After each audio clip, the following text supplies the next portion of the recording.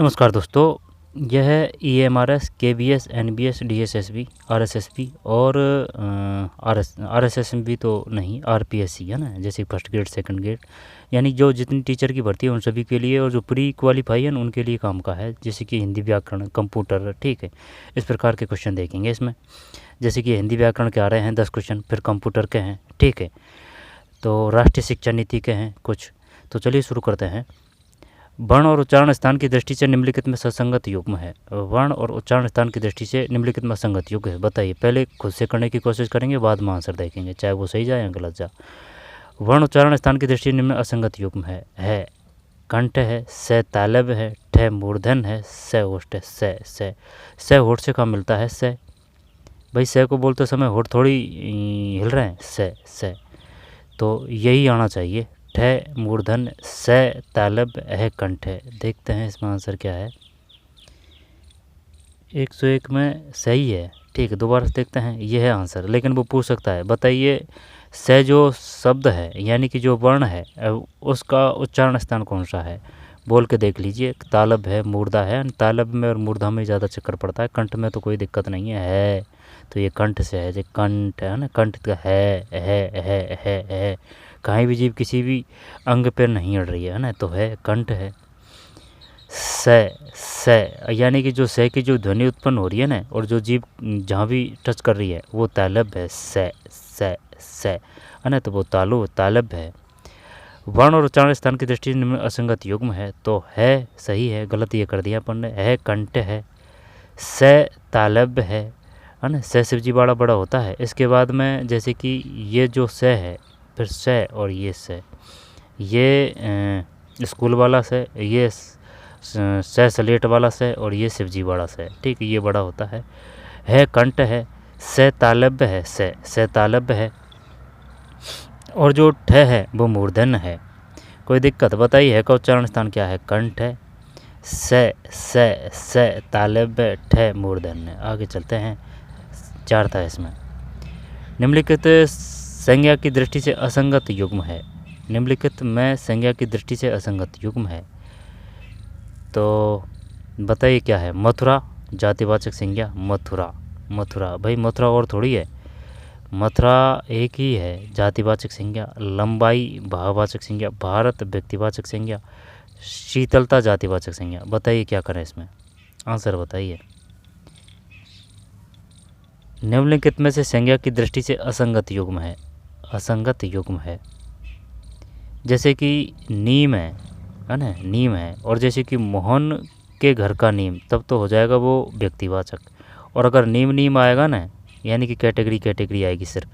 वही तो नीम तो काफ़ी सारे हैं, जैसे कि बर्फ़, काफ़ी बर्फ़ है, ठीक है। या फिर जैसे इस प्रकार से कर सकते हैं, जैसे कि स्कूल है तो स्कूल काफ़ी है, लेकिन किसी गांव या फिर किसी प्रदेश या फिर किसी शहर का स्पेशली स्कूल, तो वो हो जाएगा व्यक्ति, और ये जाति मतलब ये नीम।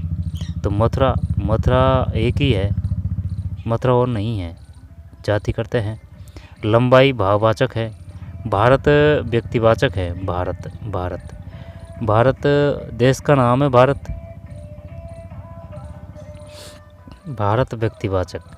व्यक्तिवाचक क्यों आएगा? शीतलता जातिवाचक है, ये इसमें कोई दोहरा नहीं है, शीतलता। तो क्या भारत करता है? जातिवाचक आएगा भारत। जिस प्रकार से मथुरा अगर जातिवाचक है तो भारत भी जातिवाचक आएगा। 3 करते हैं, 4 ये जो है कौन सा? 2 में 4 है, 2 में 4 है भाई, असंगत युग्म है, ये गलत है इसमें। मथुरा जातिवाचक, मथुरा जातिवाचक है, लंबाई भी भाववाचक है, भारत भी व्यक्तिवाचक है, शीतलता गलत है भाई, जातिवाचक नहीं है शीतलता फंसा दिया इसने, है ना। 102 में 4 है। आगे चलते हैं, इसी प्रकार के क्वेश्चन देखने को मिलेंगे, सेम टू सेम, थोड़ा बहुत अंतर हो सकता है। EMRS है, ठीक है, KBS है, NBS है, ठीक है। यहाँ पर जो RPSC की, RSSB की जो हिंदी व्याकरण है ना, हिंदी ग्रामर के जो क्वेश्चन हैं, ठीक भाई, हिंदी व्याकरण का वो सिलेबस एक ही तो है, उनमें क्या ज़्यादा अंतर है ना। लेकिन जो सेंटर की जो वाली भर्ती है ना, KBS, NBS, EMRS, DSSB, वो सेम टू सेम क्वेश्चन इसी प्रकार से मिलेंगे। वह छात्र कक्षा में प्रथम आया, बैक में रेखांकित शब्द है। वह छात्र कक्षा में प्रथम, बैक में रेखांकित छात्र, तो छात्र की बात है तो गुणवाचक विशेषण है। वह छात्र कक्षा में प्रथम आया, वह छात्र। सार्वनामिक, वह छात्र, सार्वनामिक करते हैं। प्रथम तो वो तो विशेषता बता रहा है। संख्यावाचक विशेषण किसे कहते हैं, सार्वनामिक विशेषण किसे कहते हैं, परिमाणवाचक विशेषण किसे कहते हैं, गुणवाचक विशेषण। अब इनका सीधा सट यही है, ये नाम से ही पता चल जाता है इनका, है ना। परिमाण, संख्यावाचक, संख्या आएगी।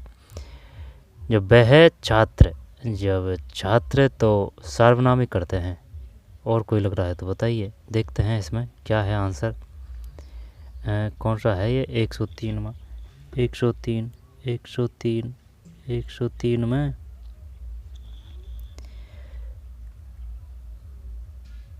सार्वनामिक विशेषण सही है। ठीक है, वह छात्र कक्षा में प्रथम आया, बैक में रेखांकित शब्द है। 2.5 घंटे का पेपर होगा, 1/3 हो गया ना, तो फिर भी पास करना टेढ़ी खीर है।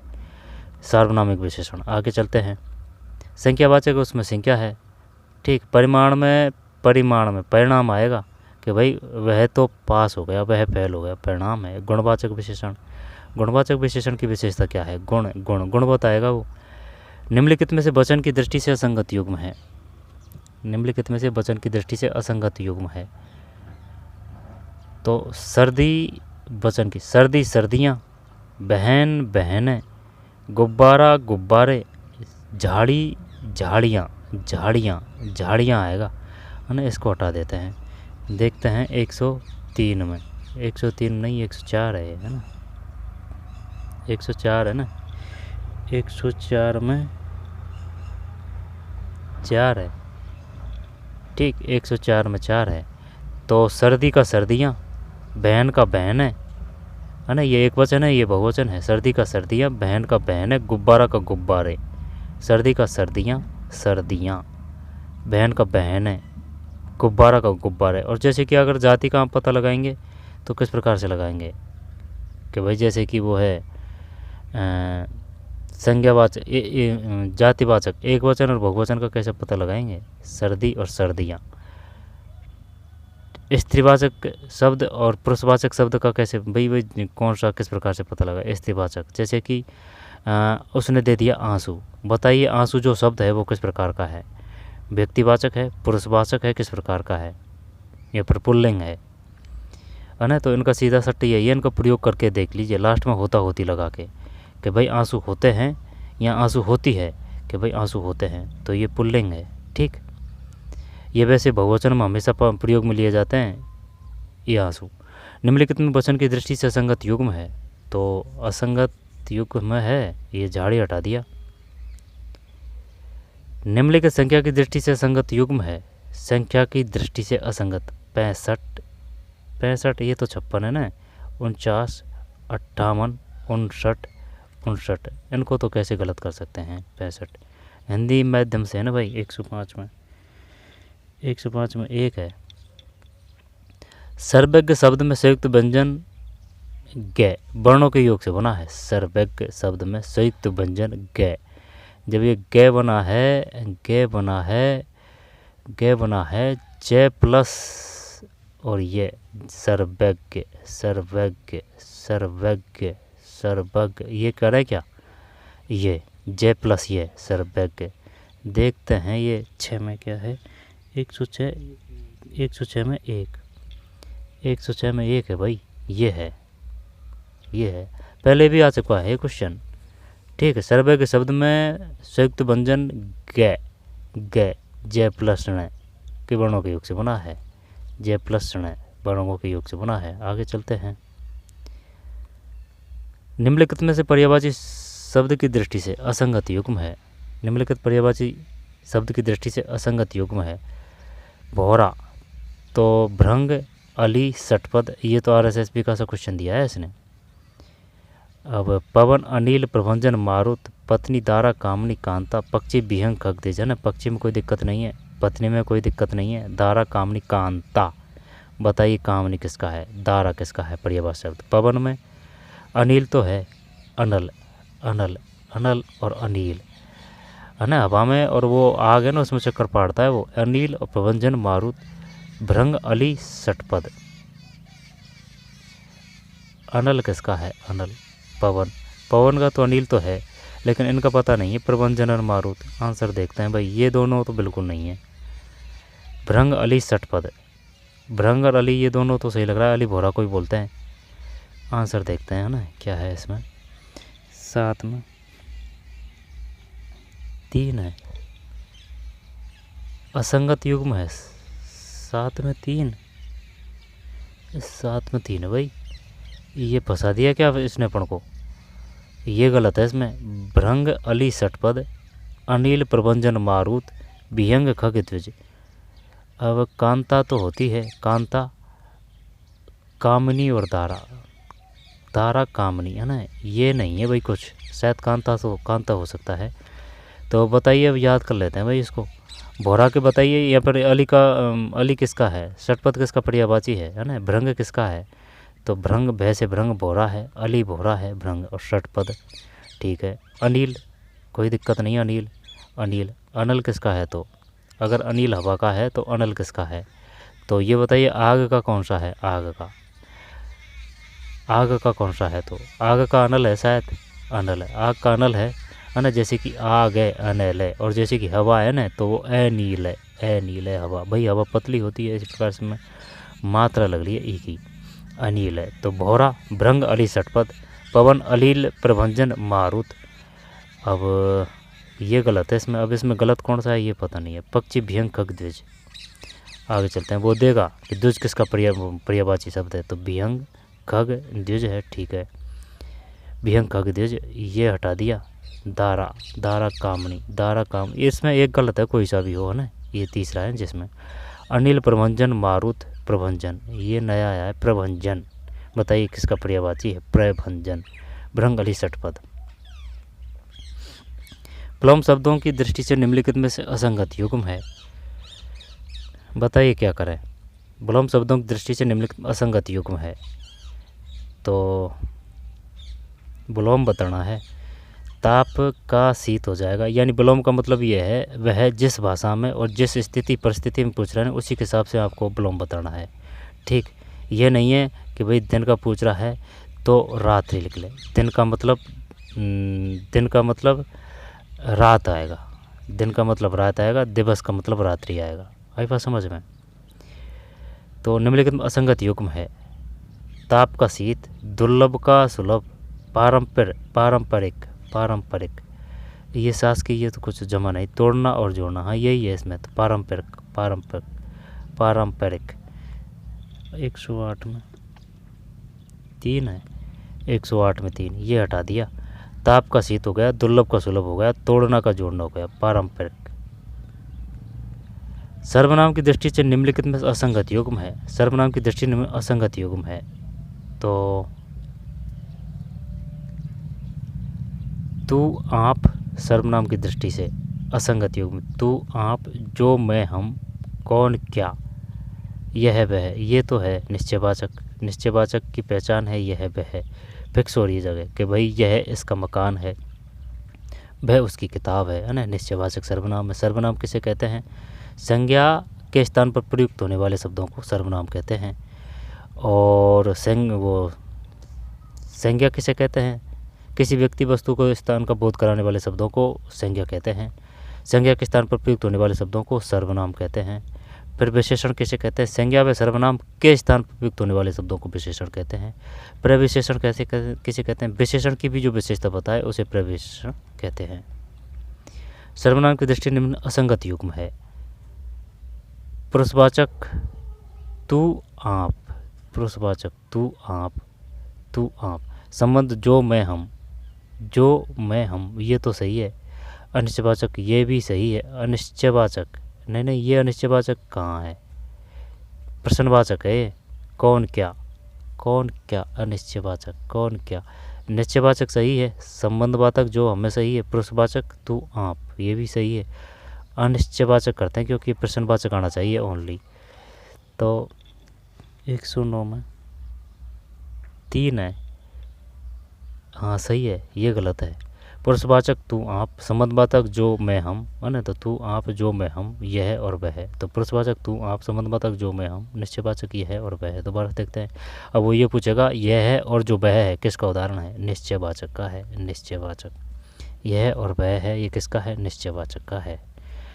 इसके बाद में अनिश्चयवाचक कौन क्या है? संबंधवाचक। ये अनिश्चयवाचक का ये नहीं आएगा, ये कौन क्या है ना, ये तो प्रश्नवाचक का है। संबंधवाचक जो मैं हम, जो मैं हम, जो हम। पुरुषवाचक तू आप। बताइए तू आप है, अब वो दे देगा पुरुषवाचक है, निजवाचक है, ठीक है, मध्यम पुरुष है, उत्तम पुरुष है, किस प्रकार का है? पुरुषवाचक तू आप, पुरुषवाचक तू आप, पुरुषवाचक तू आप, संबंधवाचक जो मैं हम, ये हटाई दिया। निश्चयवाचक यह है और वह है, कौन क्या? ये प्रश्नवाचक है। अच्छा क्वेश्चन, निम्नलिखित में से लिंग की दृष्टि से संगत युग्म है? बताइए भाई, लिंग की दृष्टि से असंगत युग्म है तो माली मालिन, शेर शेरनी, बाघ वाघिन, सेठ और सेठाइन। सेठ का सेठाइन होगा या फिर क्या होगा? सेठ का, माली का मालिन, मालिन, शेर का शेरनी, शेर का शेरनी, ये तो सही है ना। अब बाघ का बाघिन, ये भी सही है। सेठ का सेठानी होगा, सेठानी, सेठ का सेठानी होगा, सेठाइन। मालिन, है ना। 4 करते हैं, ये कौन सा है? ये जो है 10 में 4 सही है। सेठ का सेठानी होगा, सेठानी, सेठानी, है ना। वही बात है ना। चाहे आप किसी भी स्तर की एग्ज़ाम हो, कोई भी स्टेट की एग्ज़ाम हो, हिंदी व्याकरण वही है, इंग्लिश व्याकरण है वही है, मैथ है वो वही है ना। थोड़ा बहुत लेवल का क्वेश्चनों का थोड़ा बहुत अंतर हो जाता है। इंडिया जीके है वो वही है, उसमें क्या ही अंतर करेंगे आप, है ना। स्टेट की जीके है वो सबकी अलग अलग है, ठीक है, लेकिन जो कॉमन चीज़ है वो सबको क्लियर रखनी चाहिए। निम्नलिखित में लिंग की दृष्टि से संगत युग्म है, जब ये गलत है ना। माली मालन, शेर शेरनी, बाघ वाघिन। फिर इनमें से कौन सा अधिक बलवान है? बैक में रेखांकित शब्द है। कौन अधिक बलवान है? बैक में रेखांकित शब्द है। इनमें से कौन अधिक बलवान? बैक में रेखांकित शब्द है। अधिक पर पे जोर देना है अपन को कि भाई ये अधिक क्या बता रहा है? अधिक तो अधिक बता रहा है, संख्या तो है नहीं इसमें, क्योंकि अगर वो 1 या 2 3 देता या फिर 10 कि भाई उसके पास में 10 बैट है या फिर 11 बैट है ना, तो वो तो हो जाता संख्यावाचक विशेषण। परिमाणवाचक विशेषण अधिक ये कर सकते हैं। सार्वनामिक विशेषण अधिक, सार्वनामिक विशेषण परिणामवाचक है ना। फिर गुणवाचक विशेषण, बताइए क्या करें अब इसमें? ये अच्छा क्वेश्चन है, सभी अच्छे ही क्वेश्चन है। इनमें से कौन अधिक? ये जो ओल्ड क्वेश्चन पेपर होते हैं ना, उनका तो जवाब ही नहीं है भाई, ठीक है। कहने का मतलब ये सबसे बेस्ट होते हैं, इनका लेवल अच्छा होता है, क्योंकि इनको 10-12 जने या फिर वो कमेटी के हिसाब से बनाए जाते हैं, प्रूफ रीडिंग होती है, ठीक, और विद्वानों के माध्यम से बनाए जाते हैं, जो बाकायदा एग्ज़ाम पास करके और एकदम उनको 10-10 15-15 साल हो चुकी है उन चीज़ों को पढ़ाते हुए, वो बनाते हैं इनको पेपरों को। इनमें से कौन अधिक बलवान है? बैक में रेखांकित शब्द है। जब संख्या तो है नहीं है इसमें, अब अधिक बलवान है, अधिक बलवान है, अधिक बलवान है, अधिक बलवान है, अधिक। सार्वनामिक परिमाण गुणवाचक करते हैं। ले बजरंग बली का नाम 11 में, 11 में 1 सही है, 11 में 1 ठीक। गुणवाचक विशेषण, वैसे नाम से ही पता चल रहा है गुणवाचक विशेषण, लेकिन ये अधिक। अब ये जो अधिक का आपको आंसर देना है, ये सबको साथ में लेना, जैसे इनमें से कौन अधिक बलवान है। यही नहीं कि आप अधिक अधिक से ही करने लग जाएं, क्योंकि ये सबको करेंगे ना आप, तभी जाके ये क्वेश्चन का आंसर दे पाएंगे। इनमें से कौन अधिक बलवान है? गुणवाचक विशेषण। सार्वनामिक विशेषण, परिमाणवाचक विशेषण, संख्या में संख्या, परिणाम परिणाम, सार्वनिक में सार्वनिक, और ये गुण है अधिक। काला गोरा किस प्रकार का आएगा? कारक चिन्हों की पहचान की दृष्टि निम्नलिखित में असंगत वाक्य है। कारक चिन्हों जैसे कि कर्ता ने कर्म को, कर्ता ने कर्म को, कर्ण से द्वारा के अर्थ में, संप्रदान के लिए के अर्थ में, अपादान के प्रयोग से अलग होने के अर्थ में होता है, जैसे कि पेड़ से पत्ता गिर गया है ना, अलग हो रहा है वो, तो ये अपादान है। अधिकरण में पर भी है, संबोधन है, अरे हो है। कारक चिन्हों की पहचान की दृष्टि निम्नलिखित में असंगत वाक्य है। जब माणिक ने पत्र लिखा, कर्ता कारक। माणिक ने पत्र लिखा, कर्ता कारक। माँ के लिए दवा ले आओ, संप्रदान कारक। रमेश कमरे में बैठा है, अधिकरण कारक। मैंने उसे तार द्वारा सूचित किया, करण कारक। बताइए क्या करें। कारक चिन्हों की पहचान की दृष्टि निम्नलिखित में से असंगत वाक्य है। कारक चिन्हों की पहचान की दृष्टि से निम्नलिखित में से असंगत वाक्य है।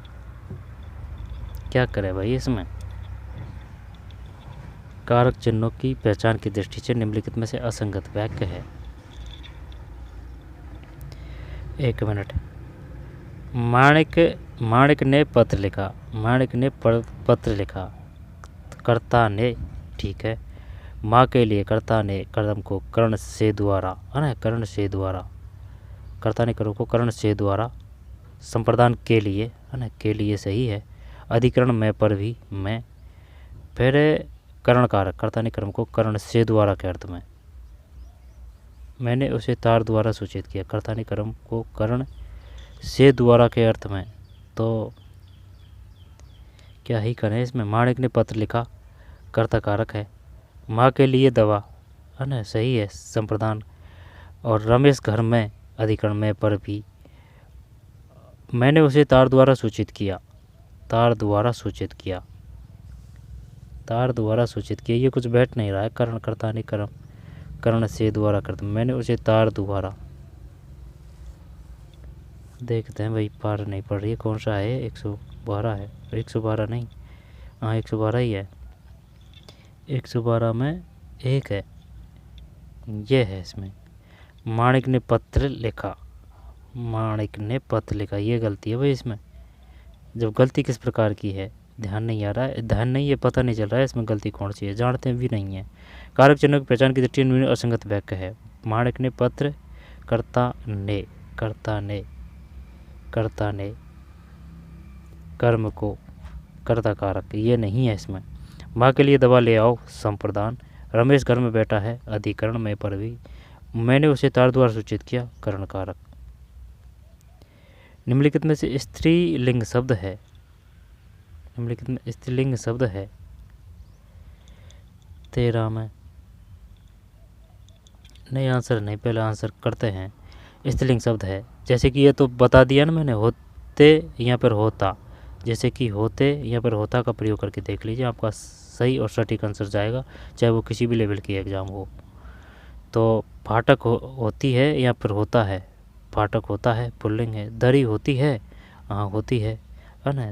जैसे कि वो लग जाता है कि भाई ये स्त्रीवाचक है या पुल्लिंग है ना, तो होती है। बगीचा होता है या होती है, बगीचा होता है, पुल्लिंग। आंगन होता है या होती है, आंगन होता है। तो बगीचा, आंगन और फाटक ये क्या है, पुल्लिंग है। दरी क्या है, स्त्रीलिंग है, दरी। लेकिन इसमें जो घूम रहा है ना वो इस प्रकार से करेगा, जैसे कि आंसू का दे दिया कि बताइए आंसू किस प्रकार का शब्द है। जब जो बहुवचन वाले शब्द होते हैं ना, वो चाहे वो स्त्री हो, स्त्रीलिंग हो या पुल्लिंग हो, वो जो एक जैसे ही काम में लिए जाते हैं तो उनमें चक्कर पड़ सकता है। 14, जब जागो तुम आँख खोलो, अब जागो तुम आँख खोलो और हमारे संग खेलो। पहले सुंदर महक तुम्हारी, महके सारी गली गली।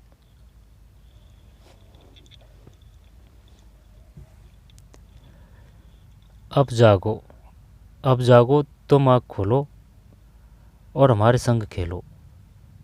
पहले सुंदर महक तुम्हारी, महके सारी गली गली। उपयोग का रमझिम पाठ पुस्तक के किस पाठ से है, पता नहीं है भाई ये तो, है ना। 14 में आंसर क्या है, ग्रामर का नहीं है वो क्वेश्चन। 14 में एक है।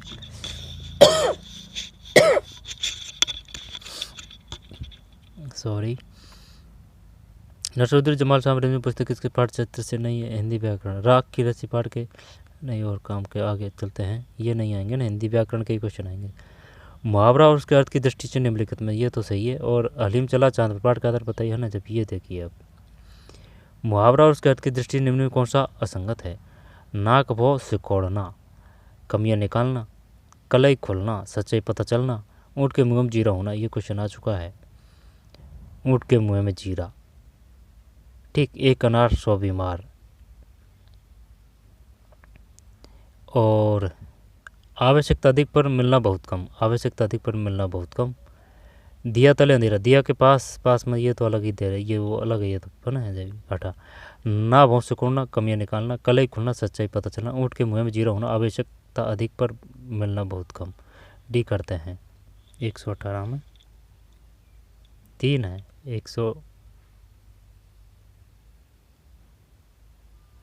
ऊँट के मुँह में जीरा, आवश्यकता अधिक पर मिलना बहुत कम। कौन सा है ये? 118। 118 में 3। यार ये तो कुछ समझा नहीं। 118 में 3 बता रहा है। 118 में 3, 118 ही है ना, 118 ही है। 118 में 3। नाक मुंह सिकुड़ना, ये तो सही है। कलई खुलना, सच्चाई पता चल जाना। दिया तले अंधेरा, दिया के पास में अंधेरा होता है।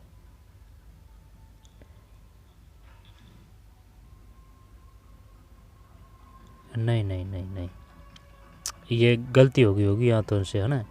ये तो बिल्कुल नहीं आएगा, ये आएगा दिया तले अंधेरा।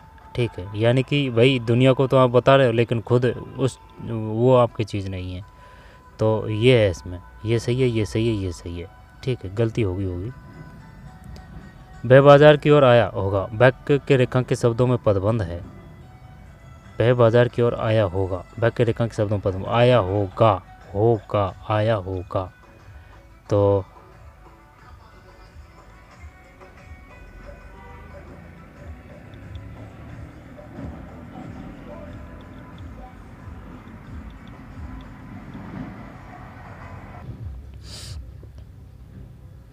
यह बाजार की ओर आया होगा, वाक्य के रेखांकित शब्दों में पदबंध है।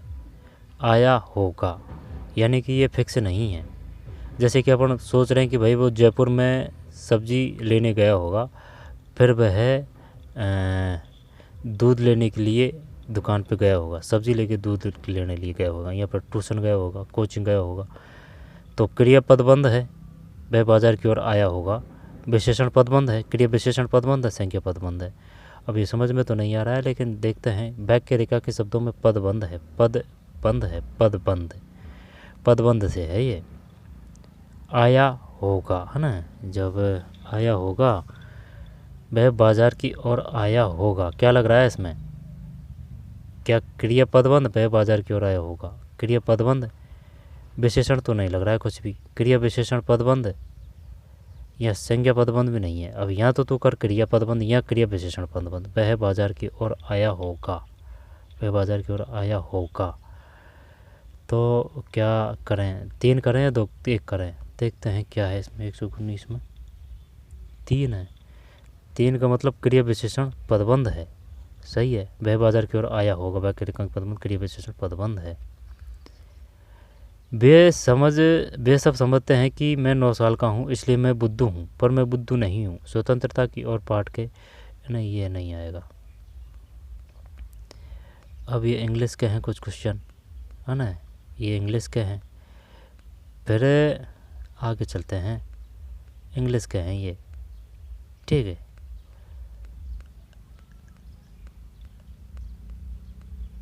अंकों की बड़ी संख्या को 139 पूर्णतः विभाजित हो। 037 की छोटी से छोटी संख्या का अंतर है, और अगले 2 पद हैं। फिर निम्न गुण में के स्थान पर कौन सा अंक आएगा? फिर एक घनाभ। इसके बाद में यदि एक वर्ग की भुजा दुगनी कर दी जाए तो क्षेत्रफल हो जाएगा। बताइए भाई। कुछ सूक्ष्म जीव मनुष्य, जंतुओं और पौधों में रोग उत्पन्न करते हैं। क्या करना है? नीचे 2 वक्तव्य दिए गए, एक को अभिकथन है, दूसरे को कारण आहार कहा गया है। नीचे दी गई कोड की सहायता से सही उत्तर का चयन करें। रोग उत्पन्न करने वाले ऐसे सूक्ष्म जीवों को रोगाणु अथवा रोगजनक कहते हैं। कुछ सूक्ष्म जीव मनुष्य, जंतुओं और पौधों में रोग उत्पन्न करते हैं। कुछ सूक्ष्म जीव, तो ये तो सही है। फिर रोग उत्पन्न करने वाले ऐसे सूक्ष्म जीवों को रोगाणु अथवा रोगजनक कहते हैं। रोगाणु अथवा रोगजनक कहते हैं। क्या सही कर दें? ए सही है और बी भी सही है, ए आर दोनों सही है। आर ए की सही व्याख्या करता है। 62 में देखते हैं क्या है।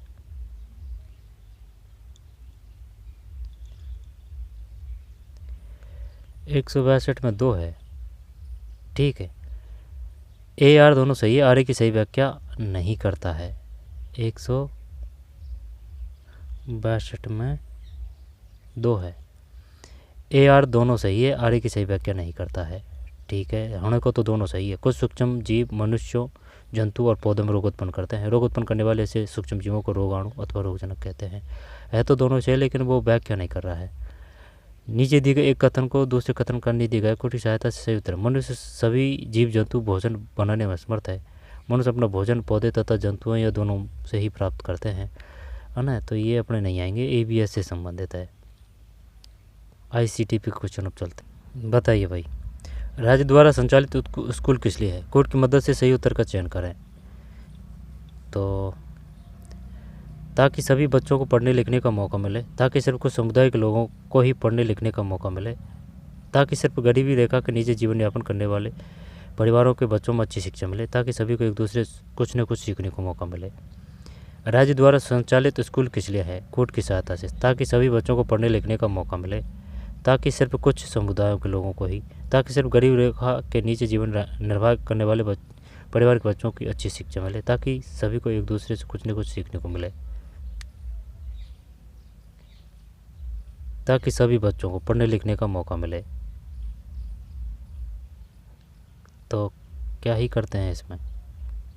76 में 4 है। 76 में 4 है, A और D। ताकि सभी बच्चों को पढ़ने लिखने का मौका मिले, ताकि सभी को एक दूसरे कुछ न कुछ सीखने का मौका मिले। फिर लिथोस करते हैं। स्त्रियों की समस्याएं बहुत सी है और गंभीर है, लेकिन उनमें एक भी ऐसी नहीं है जो जादू भरे शब्द शिक्षा से हल नहीं की जा सकती हो। पहले अपनी स्त्रियों को शिक्षा दो, उन्हें उनकी स्थिति पर छोड़ दो, तब वे तुम्हें बताएगी कि उनके लिए क्या सुधार आवश्यक है। हमें नारियों को उस स्थिति में पहुंचा देना चाहिए जहाँ वे अपनी समस्या को अपने ढंग से सुलझा सकें। शिक्षा को जादू भरा क्यों कहा गया है? शिक्षा वाले व्यक्ति जादूगर होते हैं। शिक्षा से समस्या सदैव के लिए खत्म हो जाती है। शिक्षा अतिशीघ्र समस्या समाप्त कर देती है। शिक्षा समस्या सुलझा सकती है। शिक्षा समस्याएं सुलझा सकती है। देखते हैं क्या है इसमें 12 में।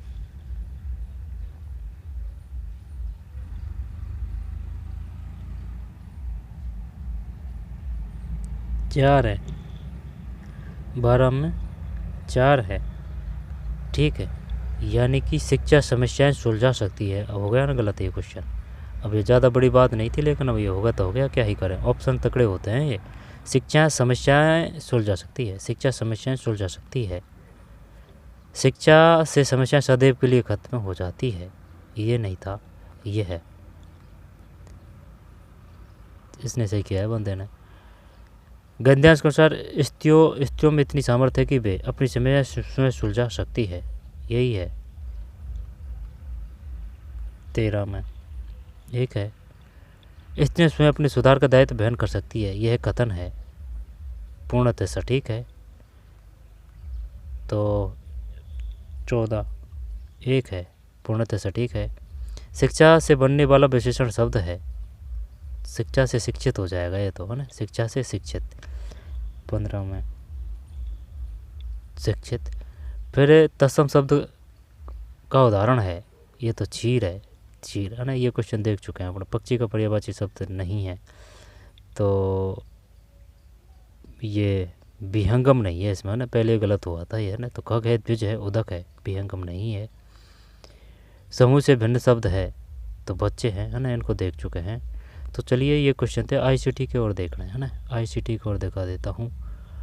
ICT के ये GK के हैं, है ना। वो पुराने GK हैं तो वो तो नहीं आएगा 2022 से, क्योंकि ये KVS की 2023 में लगी थी, और ये जो ये EMRS की भी 2023 में लगी थी। महीना 2 महीना का अंतर था इनमें। अब उसकी बहन को सही से याद है, सोमवार को नहीं आई थी। ये तो वो है, रीजनिंग है, ये रही है ना।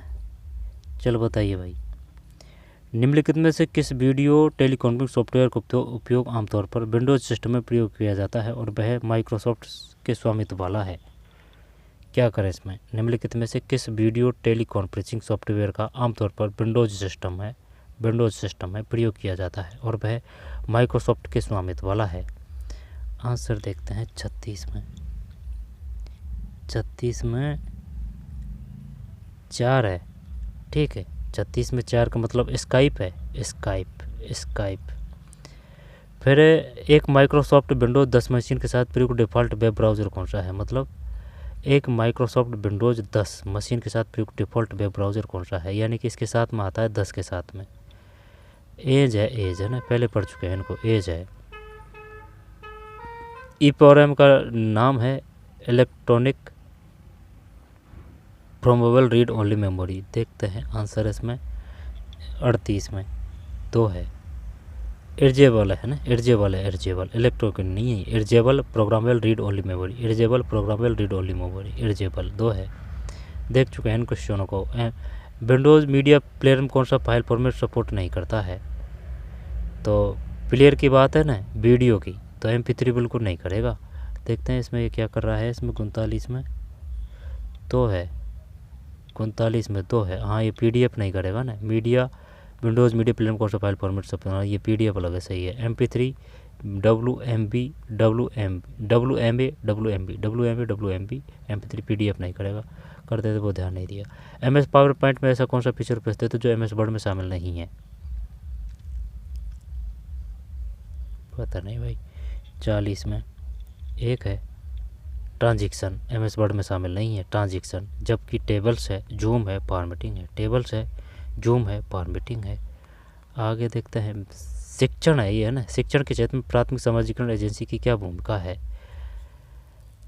क्या भूमिका है? और ये जो इस प्रकार के क्वेश्चन है ना, चाहे ये PRT का पेपर है, लेकिन इसका जो पेपर का जो तरीका है ना लेवल का, चाहे वो TGT के हो या PGT हो, इसी प्रकार के क्वेश्चन है। ये मनोविज्ञान, शिक्षण, अभिरुचि के ये जो है ना पेडागोजी के क्वेश्चन सेम है, उनमें अंतर नहीं है कि भाई जो TGT के PGT के है तो उनमें तगड़ा सिस्टम हो, नहीं, क्वेश्चन इसी प्रकार के हैं। शिक्षण के क्षेत्र में प्राथमिक शिक्षण के क्षेत्र में सामाजिकरण एजेंसी की क्या भूमिका है? मूल्य और मान्यता को विकसित करना। 41 में 4 है। फिर निम्नलिखित में क्या द्वितीयक समाजीकरण एजेंसी है? द्वितीयक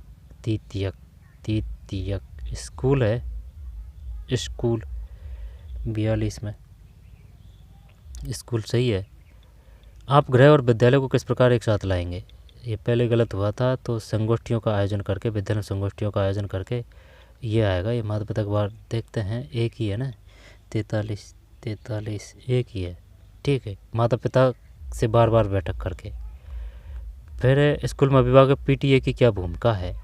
PTA की 44 है। 44 में 2 है, 2 का मतलब है स्कूल के विकास के लिए रचनात्मक सुझाव देना। स्कूल अभिभावक संघ PTA की क्या भूमिका है? स्कूल के विकास के लिए रचनात्मक सुझाव देना। निम्नलिखित में क्या अधिगम का सामुदायिक संसाधन हो सकता है? निम्नलिखित में क्या अधिगम का सामुदायिक संसाधन हो सकता है? 45 में 4 है, 4 का मतलब ये है अग्निशामक केंद्र, फायर स्टेशन।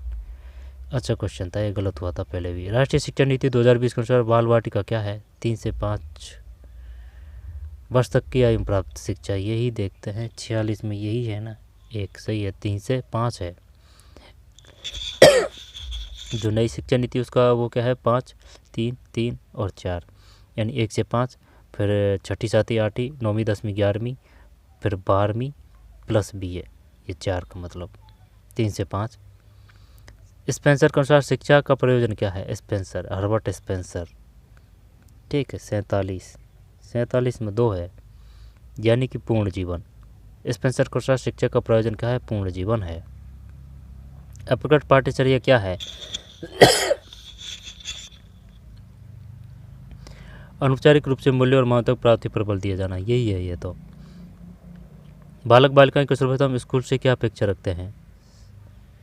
संवेगात्मक ही करते हैं। 49, ठीक है। तो दूसरा पेपर देखेंगे, इसको देख चुके हैं ना, ये पूरा पेपर था, ठीक है। सभी के लिए काम का है ये।